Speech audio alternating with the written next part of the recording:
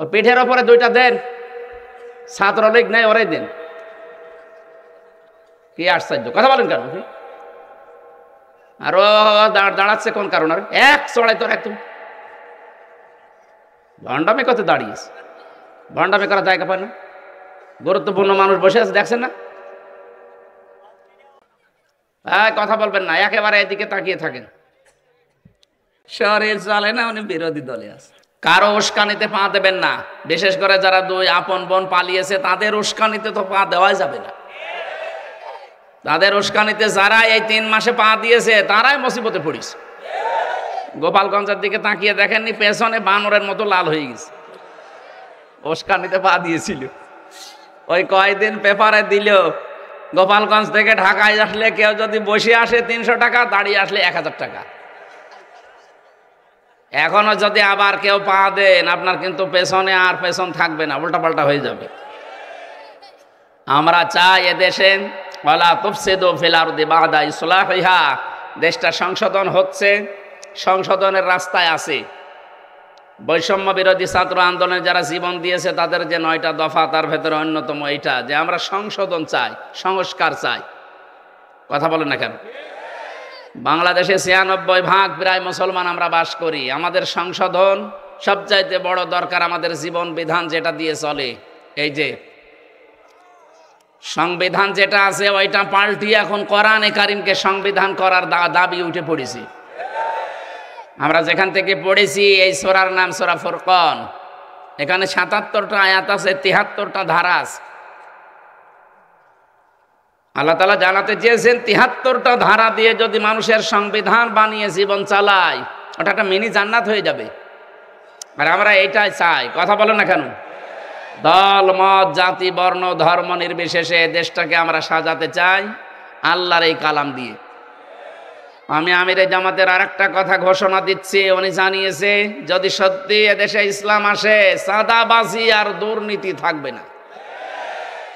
এটা তো আমরা করবই না, কাউকে করতেও দেব না। এই কথার ঘোষণা এতদিন শুনেছেন কারো মুখে? শোনেননি। সুতরাং ঘোষণা যখন এসেছে, সত্যিই যদি ইসলাম আসে, অনেকে দেখছে আগস্টের পর থেকে চাঁদাবাজি বিভিন্ন কায়দা আরম্ভ করেছে। এই যে আজকেও আসার সময় মারামারি চলছে ঘোড়াশালে, মনে হয় 2 গ্রুপের কোন জায়গায় আমি জানি না, এই জায়গার নাম, ওখানে চলছে। এইটা বন্ধ হয়ে যাবে। ইসলাম একটু আসুক জায়গা মতো। তা'মুরুনা বিল মারুফ ওয়া তানহাউনা আনিল মুনকার, এটা কার্যকর করে আমরা দেখাবো ইনশাআল্লাহ। কিসের চাঁদাবাজি? ভিক্ষা করে খাবি, চাঁদাবাজি করবি মানে? সুতরাং এরকম একটা শান্ত পরিবেশ, একটা শান্ত নির্মল একটা দেশ আমরা বানাতে চাই না। অমাং দাখলাহু কানা আমিনা, আল্লাহ বলেন আমার কাবার এরিয়ায় যারা প্রবেশ করে তারা নিরাপত্তা পেয়ে যায়। বাংলাদেশ কি কাবা শরীফ? কথা বুঝতেছেন? না না, বুঝেননি। কোরআনে কারিমে আল্লাহ জানিয়েছেন অমাং দাখলাহু কানা আমিনা, কাবার চত্বরে যারা আসে তাদের নিরাপত্তা দেয় কে? বাংলাদেশ যেহেতু কাবা শরীফ না, এইটাও তো নিরাপত্তা দেওয়া লাগবে, লাগবে না? আল্লাহ রাব্বুল আলামিন বলেন আমার পক্ষ থেকে যদি এই 56,000 বর্গ মাইলের বাংলাদেশ নিরাপত্তার চাদরে ঢেকে রাখতে চাও, দেশে যারা আছো 2টা কাজ করবা। 1 নম্বরে সূরা এটা আনআমের 82 নম্বর আয়াতে আছে, আল্লাযীনা আমানু ওয়া লাম ইয়ালবিসু ঈমানাহুম বিযুলমিন উলাইকা লাহুমুল ইলা আখির আয়াত। আল্লাহ পাক বলেন যারা ঈমান আনবে আর ঈমানের সাথে জুলুমকে মিশ্রণ করবে না। এখানে জুলুম মানে শিরিক। জুলুম মানে কি? যারা তাদের ঈমানের সাথে শিরিক মিশ্রণ করবে না, আমি আল্লাহর পক্ষ থেকে তারা নিরাপত্তার হকদার। এই যে উলাইকা দিয়েছেন আল্লাহ, মনে হচ্ছে তার নিজের কুদরতি আঙ্গুল এভাবে বাংলাদেশের দিকে দিয়ে দেখাচ্ছে যে এই মানুষগুলো উলাইকা লাহুমুল আমনু, এদের জন্য নিরাপত্তা। সুতরাং কাবার মতো তো দিয়ে এই দেশটাকেও নিরাপত্তা দিয়ে, বিশেষ করে আমাদের প্রতিবেশীদের হাত থেকে এরা যা আরম্ভ করেছে, এদের একটা দেশের সাথে আপনি মিল পাবেন না। পাকিস্তানের সাথে ওদের মিল নেই, চীনের সাথে ওদের মিল নেই, নেপালের সাথে মিল নেই, ভুটানের সাথে মিল নেই, মায়ানমারের সাথে মিল নেই।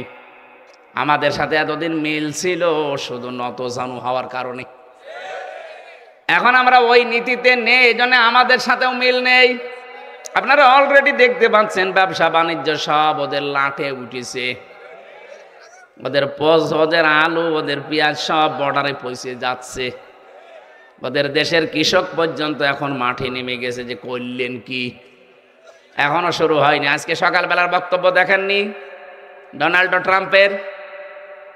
20 তারিখে তার শপথ হবে জানুয়ারির। দেখেন উনি কিন্তু 16 লক্ষ ভারতীয়কে তাড়িয়ে দেওয়ার একটা সিদ্ধান্ত চলছে। দেখেন কি শুরু হয়। ওই লোকটা জাতি মাতাল হলো তাহলে ঠিক আছে, এমনিতেই উল্টাপাল্টা কথা বলে কিন্তু জায়গা মতো কিন্তু ঠিক আছে। কি কথা বলে না কেন? ট্রাম্প সাহেব কিন্তু একরোকা মানুষ, ও যা বলেছে যদি করে সামনে, আমার মনে হয় মোদিগিরি শেষ হয়ে যাবে।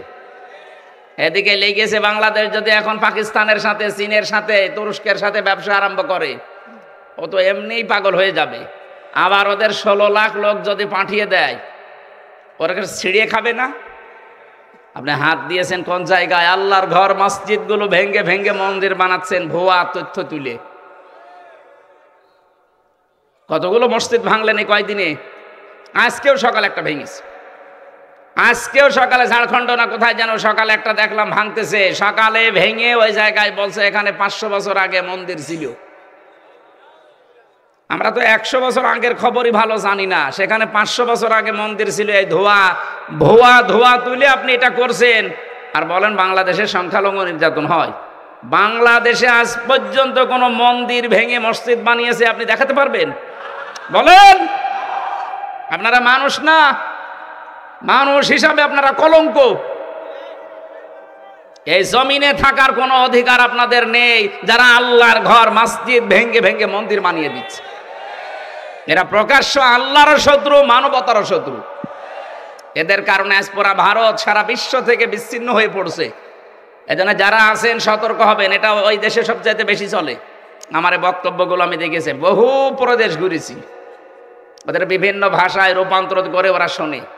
আহ্বান জানাচ্ছি, ওই দেশে কোন সংখ্যালঘু যারা কেউ নিরাপদ নেই। খ্রিস্টানদের মেয়েদেরকে ওরা উলঙ্গ করে হাঁটিয়েছে।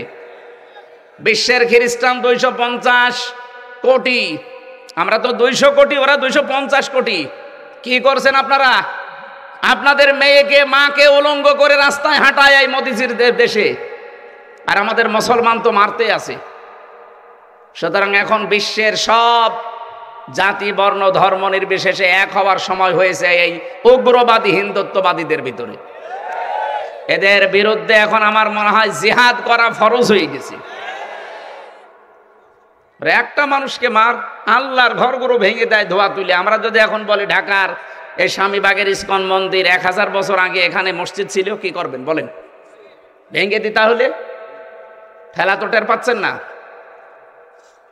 সাম্প্রদায়িক সম্প্রীতির সবচাইতে বড় উদাহরণ, উজ্জ্বল দৃষ্টান্ত এই বাংলাদেশ। আজকেও ভারতে হিন্দুরা সংবাদ সম্মেলন করে জানিয়েছে মোদিজির এই আগ্রাসন বন্ধ হওয়া লাগবে। সবচাইতে বেশি নিরাপদে আছে পৃথিবীতে অন্য ধর্মের মানুষেরা বাংলাদেশে। এখানে 96% মুসলমান। কত? 92% যেটা বলা হয় ওটারও মানিয়েছে। আসলে কিন্তু এদেশে 96% মুসলমান, 4% মাত্র অন্যান্য ধর্মের লোকরা আছে। আমরা তো টিপ দিয়েই মেরে ফেলতে পারি, কিন্তু আমাদের ধর্ম, আমাদের কোরআন এটা আমাদের শেখায়নি। লা ইকরাহা ফিদ্দিন। আমাদের ধর্মে কোনো বাড়াবাড়ি নেই, কোনো জোর জবরদস্তি নেই। এক কথা বলছে না কেন? যদি সত্যিই থাকতো আপনাদের মতো যা করছেন, 850 বছর এই এলাকা মুসলমানেরা শাসন করেছে ভারতবর্ষ, একটা হিন্দু থাকার কথা ছিল না। পিটিয়ে সব মুসলমান বানিয়ে ফেলতাম। কিন্তু আমাদের ধর্মেই তো ওইটা নেই যে জোর করি, এই জন্য কিছু বলি না। তারপরও যে হারে মানুষের বিবেক নাড়া দিচ্ছে, আমি এই জেল থেকে বেরিয়ে প্রায় 100-র উপরে মুসলমান বানিয়েছি। আমি তো জোর করি না, শুধু বলি যে আপনি কোরআন শরীফটা পড়েন। আপনার বিবেক যদি থাকে, কোরআনটা একটু বুঝে বুঝে পড়েন। সেদিন যশোরের এক অধ্যাপক, BCS ক্যাডার, বলেছিলাম স্যার আপনার মুসলমান হওয়া লাগবে না, আমার ধর্মে জোর নেই, জবরদস্তি নেই, আপনি শুধু আমার ধর্মীয় গ্রন্থ বুঝে পড়বেন। 3 মাস পড়তে দিলাম আপনাকে, পড়েন।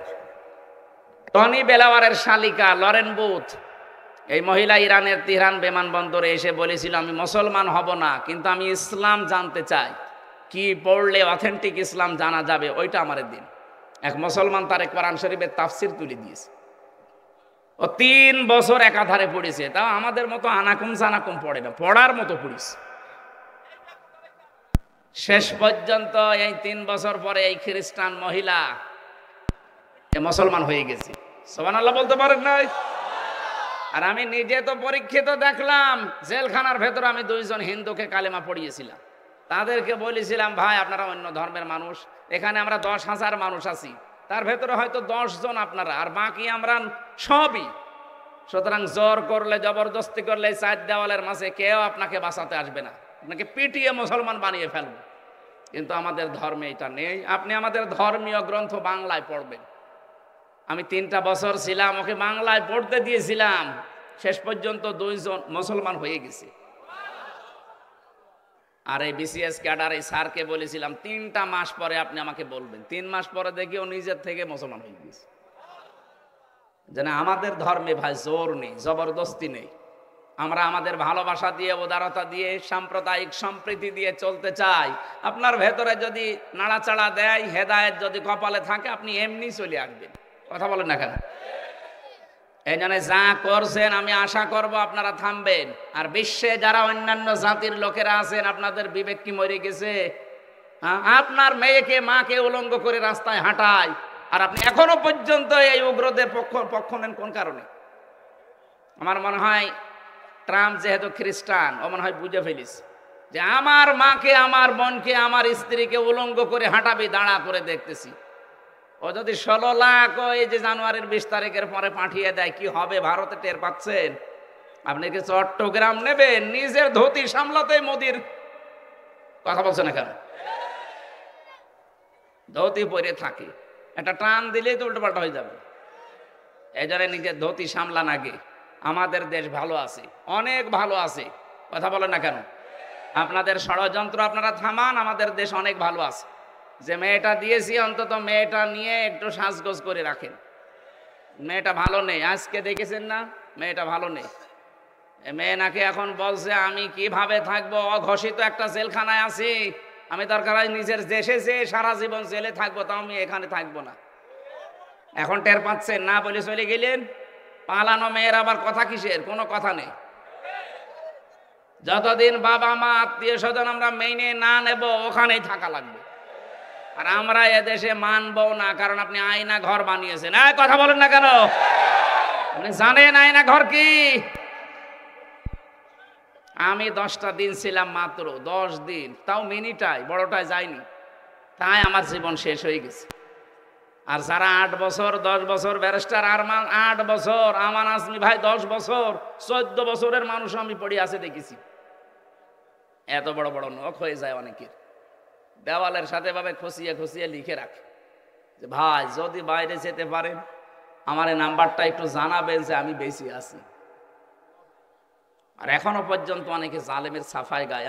কি করেছে আপা যে তার পালানো লাগবে? আরে শয়তান, তুমি তো টের পাওনি, তুমি তো শুধু 15.5 বছর মাল কামিয়েছো।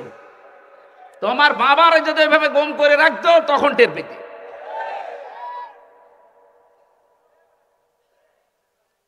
আর শুধু গুম করে রাখলে তো হয়, খুন করে দিলে তো হয়, জেলে দিলে তো হয়, মিথ্যা সাক্ষী দিয়ে আটকিয়ে রাখে না, ওর পরিবারটাও ধ্বংস করে দেয়।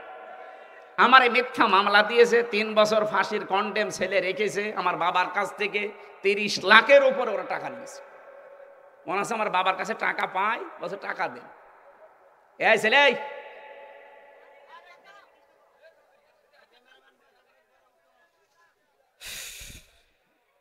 আমি আবার সতর্ক করছি ভাই, দেশটা শান্ত হয়ে যাচ্ছে, আর শান্ত হবে ইনশাআল্লাহ। আপনারা বিশৃঙ্খলা করবেন না, কারো উস্কানিতে পা দেওয়া যাবে না। এ দেশ আমাদের কাছে আমার মায়ের মতো, বাবার মতো খাঁটি, কথা বলেন ঠিক কিনা? সুতরাং কারো উস্কানিতে পা দিয়ে আমরা যেন আবার দেশটাকে অশান্তির দাবানলে দাও দাও করে চলতে না দেই। এমনিতেই অনেক পিছিয়ে গেছি, এই 53.5 বছর আমরা পিছিয়ে আছি শুধু এদের কারণে। ওরা কোনোদিন চায়নি যে আমরা একটু মাথা উঁচু করে দাঁড়াই। এখন যেহেতু দাঁড়ানো শিখে ফেলেছি, আমরা চাই এ দেশকে আমরা দাঁড় করাতে চাই আল্লাহর এই কালাম দিয়ে। এই জন্যে আমি সূরা ফুরকানের আয়াত পড়েছি, ৭০ নম্বর আয়াত। ৭৭টা আয়াত আছে, ৭৩টা ধারা দিয়ে বাংলাদেশ যেহেতু এখন সংস্কার চলছে, আমরা সবাই আওয়াজ তুলবো এখন সংস্কারের পক্ষে, যে আমরা সংস্কার চাই কিন্তু কোরআন দিয়ে। কথা বলেন না কেন? আজকে একটা দুর্ভাগ্যজনক হলো, একটা ঘটনা ঘটে গেছে ঢাকাতে, দেখেছেন ইসলামের নাম নিয়ে দুই দল 4 জন মারা গেছে। আমার যতটুকু ধারণা এর ভেতরে ওদের ষড়যন্ত্র আছে।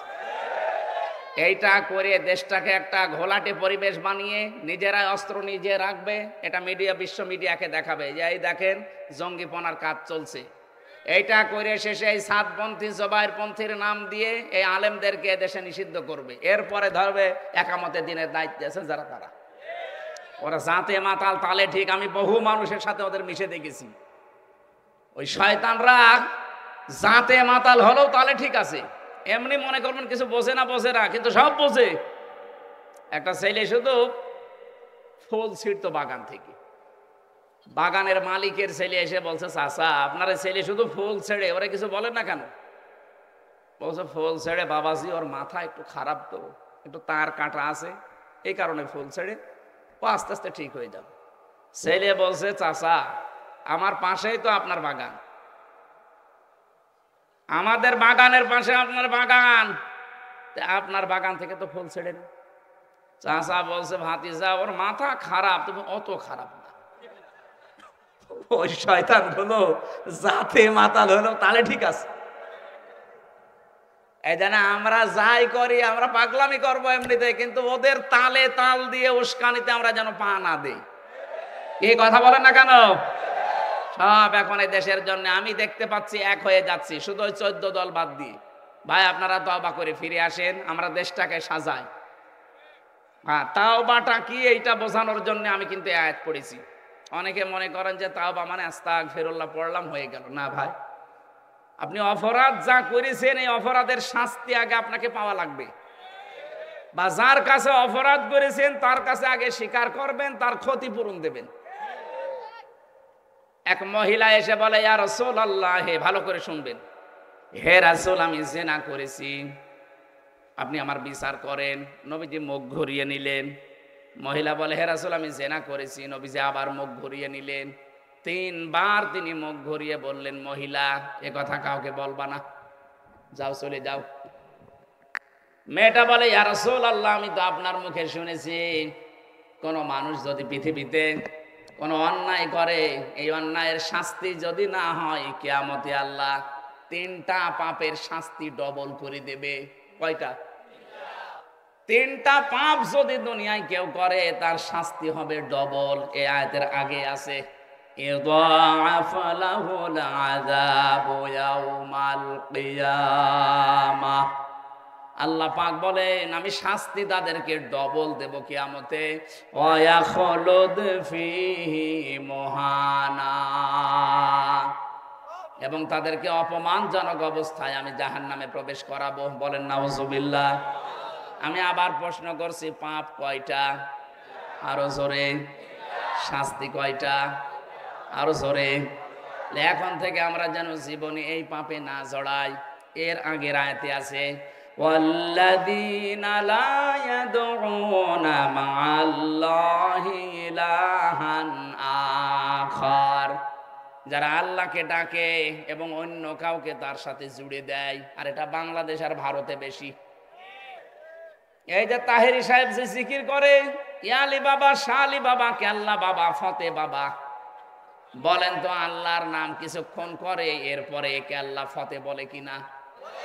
কি বললেন এখানে? লা ইয়াদউনা মা'আল্লাহি ইলাহান আখার, মা'আল্লাহ আল্লাহর সাথে, ইলাহান আখারা অন্য কাউকে যারা ডাকেন। যেহেতু রেকর্ড হচ্ছে এই জন্য বলছি, সারা দুনিয়ায় ছড়াবে, সাবধান। কারো এই ছলে বলে কৌশলে পা দিয়ে নিজেকে আপনি জাহান্নামী বানাবেন না। ওরা জাহান্নামে যায়, যাক, দরকার হয় আরো একটা ঠেলা দিয়ে দেব, কিন্তু আমরা নিজেরা ওদের মতো বানানো জিকির করে জাহান্নামে যাব না। আল্লাহর সাথে যারা অন্য কাউকে ডাকেন আপনার শাস্তি কিন্তু একটা না, কয়টা? আরো জোরে বলেন। একেবারে স্পষ্ট দলিল এবার বলেন তো, ওরা যা করছে ওদের শাস্তি কয়টা হওয়া দরকার? 2 নম্বরে ওয়ালা ইয়াকতুলুনান নাফসাল্লাতী হারামাল্লাহু ইল্লা বিল হক, যারা অন্যায়ভাবে মানুষ হত্যা করে। আপনি বলেন এই যে 2732 জন মানুষ আপনি মেরে ফেললেন, অবৈধ সিয়ার টিকাতে পারলেন না, মাঝখান থেকে আল্লাহর ডবল শাস্তির উপযুক্ত হয়ে গেলেন। এখনো পর্যন্ত 2780 জন মানুষ হাসপাতালে কাতরায়। কত মানুষের হাত নেই, পা নেই, চোখ নেই, অন্ডকোষ উড়ে গেছে। এই ছেলে কিসের গল্প করো?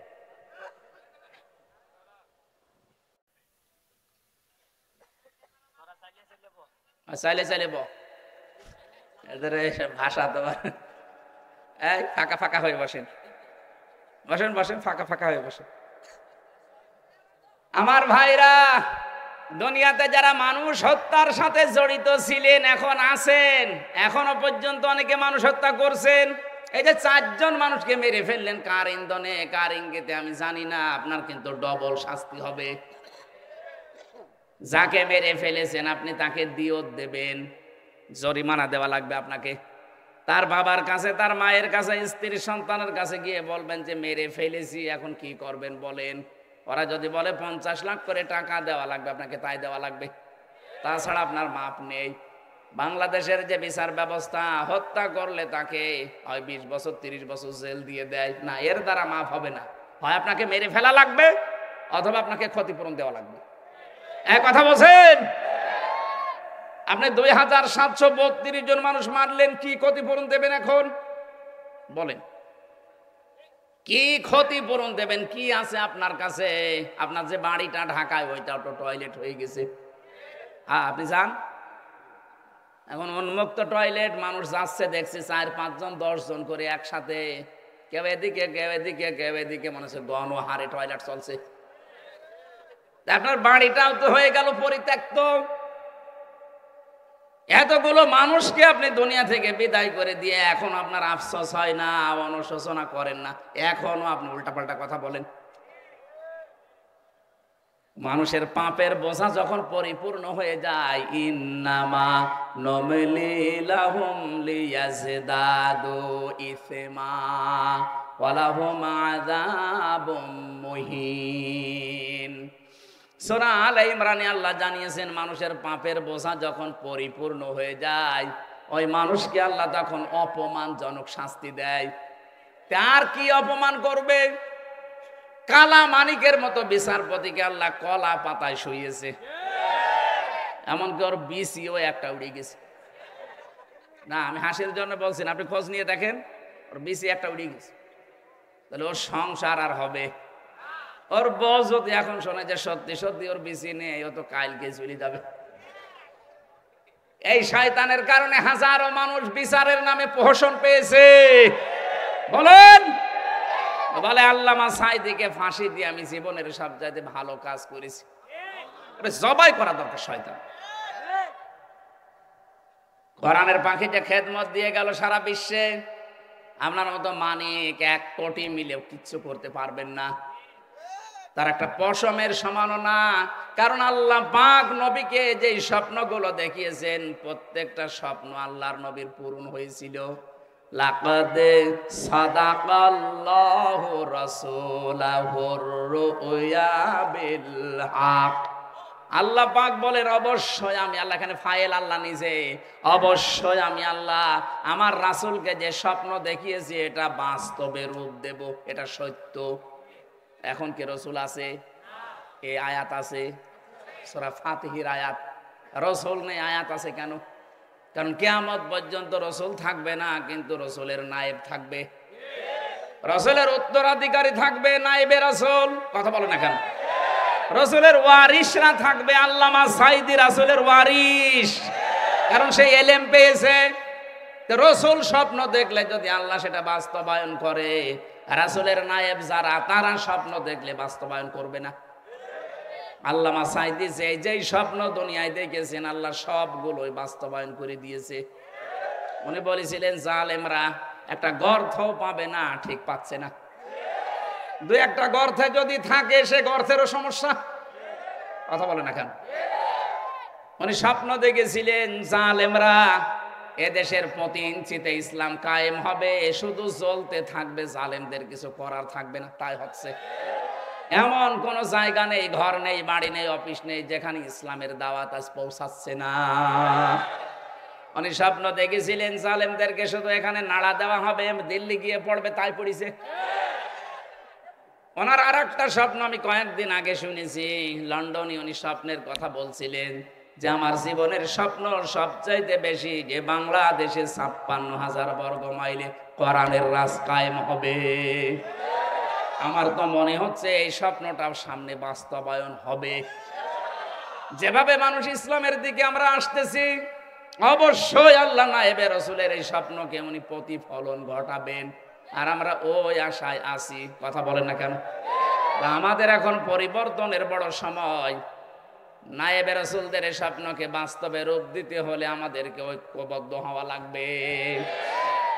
ইন্নাল্লাহা লা ইউগাইয়িরু মা বিকাওমিন হাত্তা ইউগাইয়িরু মা বিআনফুসিহিম। সূরা রদের ভেতরে আল্লাহ জানিয়েছেন অবশ্যই আল্লাহ ওই জাতির ভাগ্য পরিবর্তন করে না যে জাতি তার নিজের ভাগ্যকে পরিবর্তনের চেষ্টা না করে। যেহেতু সময় সুযোগ আল্লাহ পরিবেশ তৈরি করে দিয়েছে, আহ্বান জানাবো, আশা করব আমরা যেন আমাদের ভাগ্যকে উন্নত করার জন্য কোন চেষ্টা চালাই। কি কথা বলেন না কেন? কথা বোঝেন আপনি? সময় কিন্তু আল্লাহ তৈরি করে দিয়েছে। আল্লাহ পাক বলেন ফাতিলকা বুয়ুতুহুম খাওবিয়াতাম বিমা যালামু। সূরা নমলের 52 নম্বর আয়াতে আছে। আল্লাহ জানা এই হাত দিয়ে এভাবে দেখাচ্ছে, ওই ফাতিলকা বুয়ুতুহুম, বাইতুন না বুয়ুত, বহু বছর। আল্লাহ বলেন এই সেই ঘরগুলো। আমার তো মনে হচ্ছে ২০০৫-২৪ সালের ৫ই আগস্টে আল্লাহ এইভাবে দেখিয়েছেন বাংলার মানুষকে, এই সেই ঘরগুলো। ফাতিলকা বুয়ুতুহুম, এই সেই, আরো জোরে বলেন, এই সেই কি? এই সেই ঘরগুলো কি? খাওবিয়াতান। আল্লাহ বলেন আমি জনশূন্য করে দিয়েছি, পরিত্যক্ত বানিয়ে দিয়েছি, বিমা যালামু, এদের জুলুমের কারণে। আপনার বিশ্বাস না হলে কুষ্টিয়ায় চলেন, হানিফের বাড়ি দেখাবো, জাতীয় টয়লেট হয়ে গেছে। অথচ ওখানে বসে বসে কত দুর্বিসন্ধি করতো। একামতে দিনের যারা দায়িত্বে আছে তাদেরকে ধরিয়ে দিত, মিথ্যা মামলা দিত, ওই ঘরে বসে বসে দুর্বিসন্ধি করে। অথচ ওই বাড়িটা এখন পরিত্যক্ত, মানুষ এখন গণ টয়লেট ব্যবহার করছে। শুধু হানিফের বাড়ি না, সারা বাংলাদেশে ৬৩০টা থানার কম বেশি আমি প্রায় জায়গায় গেলাম, যেখানে যাই দেখি আল্লাহ পাক নিজে মনে হচ্ছে জালেমদের বাড়ি ঘর সব উজাড় বানিয়ে দিয়েছে। এখান থেকে আমাদের শিক্ষা কি? এর পরের শব্দে আল্লাহ দিয়েছেন ইন্না ফি যালিকা লায়াতাল লিকাওমিন ইয়ালামুন। ইন্না ফি যালিকা লায়াতান, লামে তাকিদ আছে। যারা আরবি গ্রামার বোঝে জিজ্ঞাসা করেন কত কঠিন শব্দ এটা। আমি ২৭টা বিষয় পেয়েছি এই লামের ভেতরে। তাফসিরে মাজহারির ভেতরে পাবেন, ফি জিলালিল কোরআনের ভেতরে পাবেন, হাক্কানির ভেতরে পাবেন। এগুলো সব পড়ে পড়ে দেখেছি আল্লাহ পাক জানো হাজার হাজার বছর আগে লূত নবীর জামানায় এই আয়াতটা নবীজিকে শুনিয়েছিলেন। এখন আমাদেরকে ২০২৪-এর ৫ই আগস্ট আবার নতুন করে শোনাচ্ছেন। বাংলার মানুষেরা, এর ভেতরে তোদের জন্য শিক্ষা আছে। কি সেইটা? এদের এত বড় কঠিন শিকড় যদি আমি আল্লাহ কেটে দিতে পারি, ১৫ বছরের শিকড়, একেবারে দারোয়ান থেকে সংসদ পর্যন্ত সব ওদের লোক সেট করা ছিল, বানিয়ে বলছি। এত বড় শিকড় যদি আল্লাহ কেটে দিতে পারে, ওদের এত বড় বড় অট্টালিকা বাড়ি যদি আল্লাহ সব নিমেষে টয়লেট বানিয়ে দিতে পারে। গত পরশুদিনও ছিলাম আমি এই যে পাশের জেলা কিশোরগঞ্জ, আসার সময় দেখলাম ওদের যে কেন্দ্রীয় অফিস যেটা জেলার, ওটা এখন টয়লেট। তাও একজন না ৪-৫ জন যাচ্ছে। কেউ এদিকে কেউ এদিকে কেউ এদিকে, মনে হচ্ছে যে একবার জামাতবদ্ধ টয়লেট চলছে। অথচ আমার সাথে গাড়িতে যে ছিল লোকটা বলছে 35 বছর কত জাঁকজমক চলছিল এই ঘরটা, নিমেষে আল্লাহ পাক এটাকে পরিত্যক্ত টয়লেট বানিয়ে দিয়েছেন। এদের এত বড় শিকড় যদি আল্লাহ কেটে টয়লেট বানাতে পারে, এখন যারা আশায় আছো যে সামনে চেয়ার পায়, কি করেন দেখেন, কি করবেন? আপনিও যদি সত্যিই জুলুমের পথ বেছে নেন, আগামীতে যারা আসবেন, যদি মানবতার উপরে, দেশের জনগণের উপরে জুলুম করেন, সাদাবাজি যদি বন্ধ না করেন, 5 বছরের ব্যবধানে আপনার বাড়িও উজাড় গৃহ হয়ে যাবে। কি বলেছি আপনি টের পেয়েছেন? না না, আন্দাজে চিল্লাবে। আলহামদুলিল্লাহ টের পেয়েছেন, জানি এটা মানা লাগবে আমাদের। এখনো পর্যন্ত যারা শিক্ষা নিতে পারেন না, আশায় বুক বেঁধে আছেন, দাঁড়ান পায়। কি দাঁড়ান পায় মানে? আপনার চাইতে ওরা কি কম ছিল? আপনি তো 5 বছরের জন্য নাই যেভাবে ভাগ যাবেন, আর ওরা 15 বছর। কত গভীরে শিকড় ছিল। ফাকতিয়া দাবিরুল কওমিল্লাযিনা যালামু, সূরা আনামের 45 নম্বর আয়াতের মাঝের অংশ, প্রথম অংশে আছে আল্লাহ পাক বলেন, আমি নিজে জালেমদের শিকড় কেটে দিয়েছি। জালেমদেরকে কিন্তু টার্গেট করেন আল্লাহ নিজে। জালেমদেরকে টার্গেট করে কে? এটা সূরা শূরা 25 নম্বর পারার 6 নম্বর পৃষ্ঠা 13 নম্বর লাইনের 42 নম্বর আয়াতে আছে, ইন্নামাস সাবিলু আলাল্লাযিনা ইয়াজলিমুনান নাস। আল্লাহ পাক বলেন, আমি নিজে জালেমদের বিরুদ্ধে মামলা দেব। সুতরাং এই 15.5 বছরে 1628 জন মানুষ বাংলার চেয়ার চালিয়েছে। কথা বলছে না কারণ? আমি হিসাব করে দেখেছি, এই 1628 জন মানুষই আল্লাহর মামলার আসামি। এরা কম বেশি সবাই জুলুম করেছে জনগণের উপরে, কেউ ডাইরেক্ট, কেউ ইনডাইরেক্ট, কেউ হয়তো আসলে জালেম ছিল, কেউ জালেমের সহযোগী ছিল। অনেকে এখন ফেরেশতা সাজে, হুজুর আমার কিছু করার ছিল না। করার ছিল না মানে? এই লোকের কিছু করার ছিল না, এ টিকে থাকলো কি করে? তোমার কিছু করার ছিল না, তাই তোমার এত টাকা।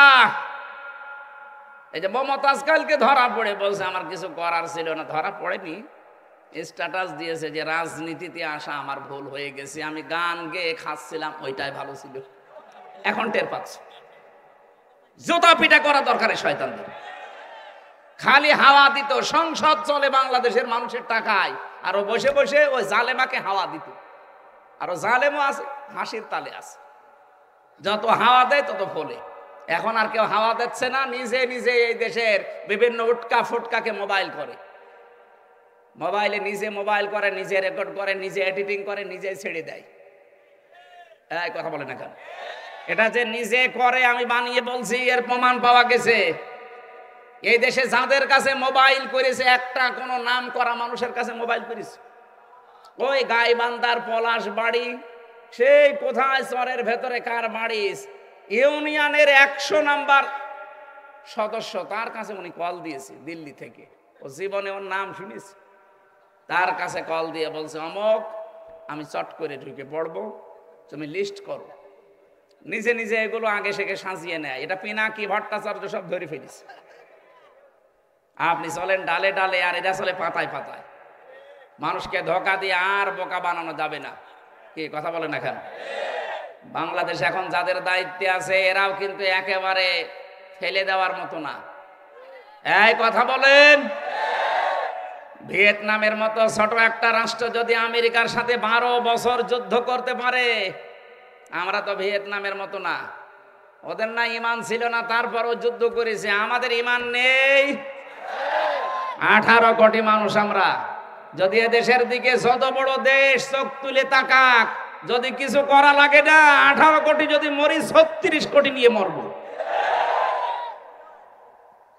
দরকার এক একজন 5 জন করে মারবো। কতজন হবে? একটাও থাকবেন না।